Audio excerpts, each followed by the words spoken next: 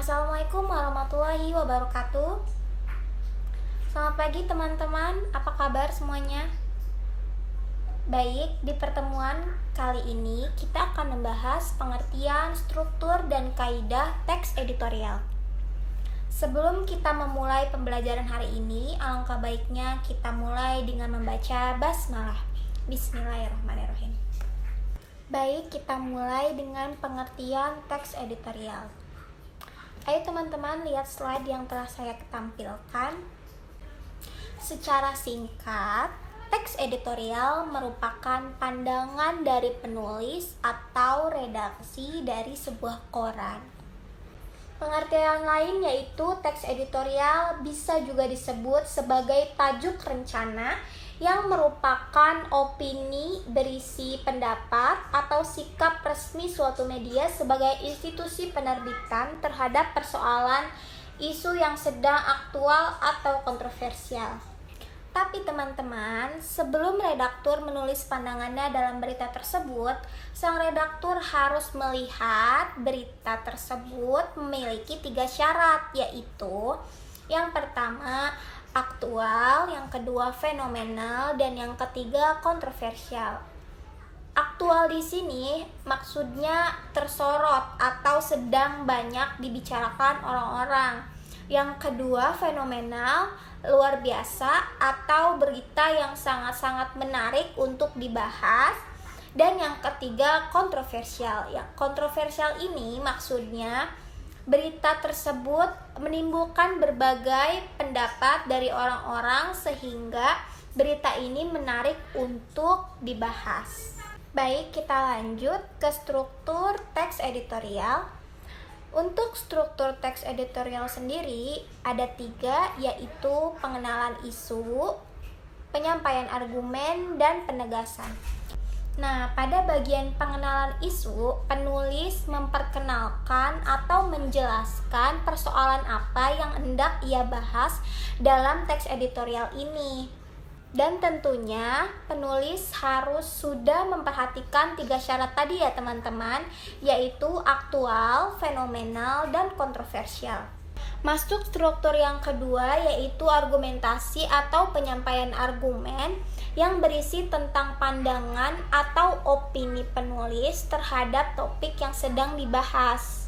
Jadi kamu kasih tanggapan-tanggapan kamu dan pendapat-pendapat kamu tentang isu yang sudah kamu kenalkan di bagian pertama tadi. Kamu berpendapat apa sih tentang topik ini? Kamu setuju nggak sih dengan topik yang sedang dibahas ini? Kamu bahas di situ semua tentang pendapat dan pandangan kamu soal topik yang sedang kamu bahas. Sekarang kita masuk ke struktur yang terakhir yaitu penegasan. Penegasan ini berisi tentang simpulan, kritik, atau saran. Namun dalam penegasan ini tidak menutup kemungkinan untuk sang penulis membahas harapan ke pihak terkait terhadap isu yang sedang dibicarakan. Nah, dalam 3 struktur tadi, sekarang kita beri contoh ya teman-teman, supaya teman-teman lebih mudah memahami tentang teks editorial ini. Untuk pengenalan isu, kita ambil berita ini, berita-berita hangat akhir-akhir ini kan mengenai pengesahan Omnibus Law. Oke. Dalam pengenalan isu, kalian jelaskan apa itu Omnibus Law, lalu mengapa Omnibus Law menimbulkan banyak sekali pendapat orang-orang.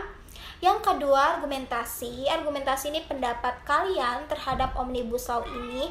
Kalian setuju atau tidak, kalian harus menyampaikan dengan alasan yang logis.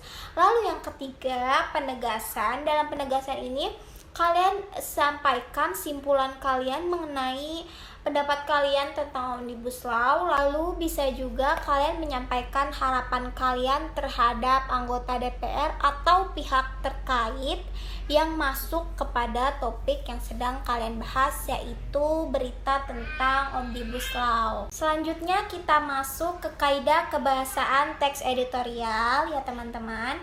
Ada 4. Yang pertama kalimat retoris, yang kedua kata-kata populer, yang ketiga kata ganti petunjuk, dan yang keempat konjungsi kausalitas.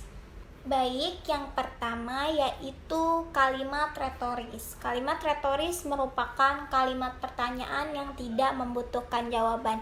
Contoh dari kalimat retoris ini yaitu kalimat misalnya, benarkah sebagian anggota DPR tidak tahu menahu soal pengesahan UU Cipta Kerja? Nah, itu kan pertanyaan. Nah, tapi dalam teks editorial itu, kalimat pertanyaan tersebut tidak membutuhkan jawaban. Begitu, teman-teman. Yang kedua yaitu kata-kata populer. Nah, fungsi kata-kata populer dalam teks editorial ini untuk memudahkan pembaca dalam memahami isu atau topik yang disampaikan oleh penulis.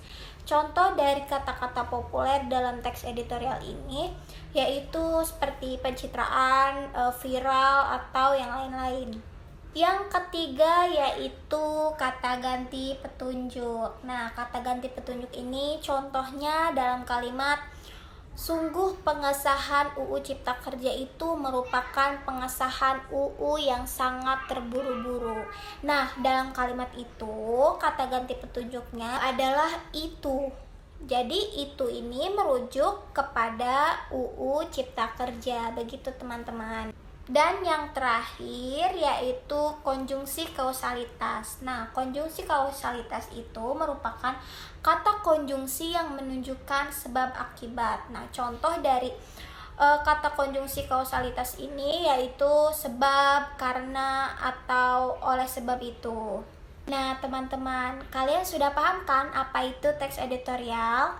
Dengan membaca teks editorial, kita tidak hanya tahu persoalan apa yang sedang terjadi, namun dengan membaca teks editorial, kita juga bisa lebih memahami dan bersikap dengan kritis. Hal itu karena dalam teks editorial memuat pendapat-pendapat penulis yang bisa memperjelas pemahaman kita terhadap persoalan yang terjadi. Dengan ini, kita diharapkan bisa bijaksana dalam menghadapi persoalan atau berita yang sedang terjadi.